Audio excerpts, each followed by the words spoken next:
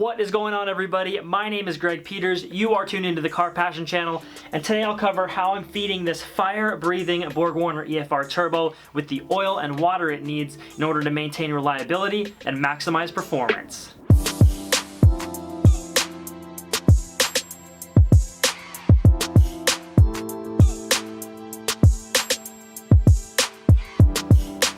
The majority of the lines I'm installing today will be utilizing AN fittings. If you want to learn how to build your own AN lines, don't forget to check out this recent video right here, but today I'll be hooking everything up.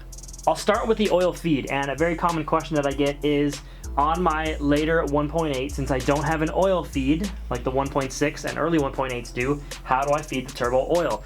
You've got a couple options. There are sandwich plates you can run underneath the oil filter that have ports for oil feed, oil temperature, oil pressure, all that kind of stuff. You can run one of those, or you can run a Track Speed Engineering oil feed adapter, and this just threads into where your oil pressure sensor goes, your factory sensor, and then your sensor just threads into the end of this. So you still have the functionality of your sensor, but now you've got an extra port to feed your oil out of. On a standard 1.8 block, it'll be just like this, but since I had to go all out and go VVT, mine is going to look a little bit different.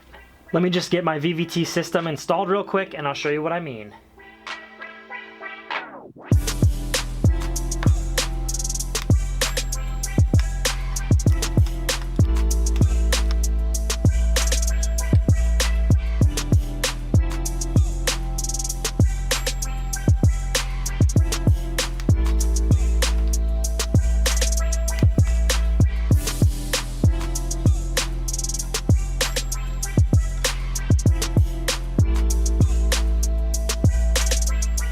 Your VVT line, and then your oil pressure sensor is on that. So in this case, I'll take the oil pressure sensor off of the VVT line,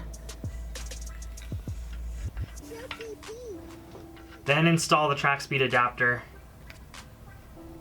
then install the oil pressure sensor on top of that.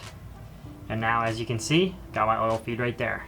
In my case though, since my engine is going into an NA6 chassis, my cluster has a real oil pressure gauge, and I'll be using the 1.6 oil pressure sensor so I have an accurate gauge. The track speed kit also came with an AN4 oil feed fitting, and that's the size of my oil line, so I'm gonna go ahead and install that now with some thread sealer. I know thread sealer on NPT threads is kind of overkill, but I'd rather be safe than sorry. And keep in mind with these tapered threads, the fitting is not gonna bottom out all the way. It's gonna start sealing way before it bottoms out. You'll feel it getting tighter. Just use common sense. There's no need to over tighten it. Now hook up my oil feed line. Now these do not have to be crazy tight. They're aluminum. The threads can strip pretty easy. I'm routing my oil feed around the back of the engine, and it's gonna come underneath the manifold into the turbo. As you can imagine, this is an extremely high heat area. So even though this line right here is supposed to be very heat resistant, I'm gonna add another heat shield on top of it. I think I just got this stuff at AutoZone, just like a braided nylon or something like that. This stuff is insanely heat resistant. So I definitely highly recommend wrapping any lines that are close to heat sources with this stuff. So I'll slide this all the way over the fitting as far as it can go, and I'll put some kind of metal cable tie or something on here that's gonna hold this heat shielding in place and make sure this whole line stays protected right underneath the manifold like that. In the case of the BorgWarner EFR, it's already got this AN4 fitting attached to it when you buy the turbo, and it's the right restrictor size. Now, a lot of turbos are very picky with what restrictor size they want, so make sure you do your research and pick the right one.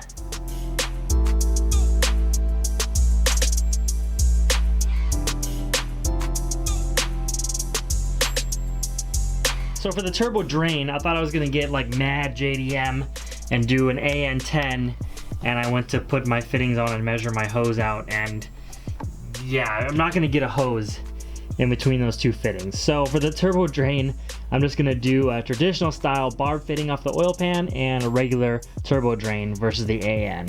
Some of my bright ideas, not always so bright. Now another thing that was brought to my attention is the EFRs are very picky about any restriction in the draining system. So I decided to measure the drain itself and measure all the components I'd be using for the drain line. The actual drain coming out of the turbo is roughly 14.5 millimeters. Now everything was fine until I measured the drain fitting itself, which comes out to 12 millimeters. Now what can happen if there's a restriction in your drain system is the oil can build up inside the CHRA of the turbo, and then it can leak past the oil seals, which will cause smoking and oil getting into your intake, both of which are not good.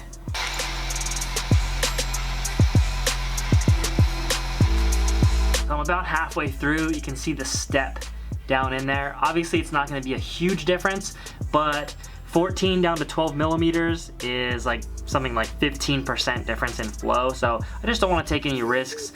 As you can see, the thickness of the aluminum, I mean, it's pretty fat. It can afford to have a little tiny bit taken off the inside.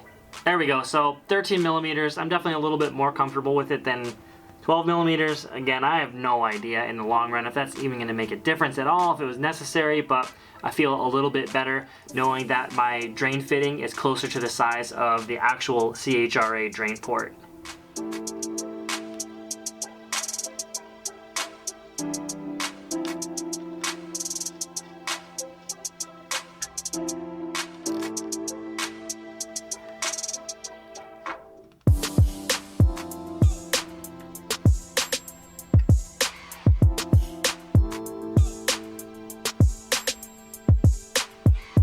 Alright guys, well that actually took a lot longer than I thought it was going to, so what I'm going to do is cut it here for today, and I'll have a part 2 to this video that will showcase all the little modifications and tweaks that I'm doing to the waterline system.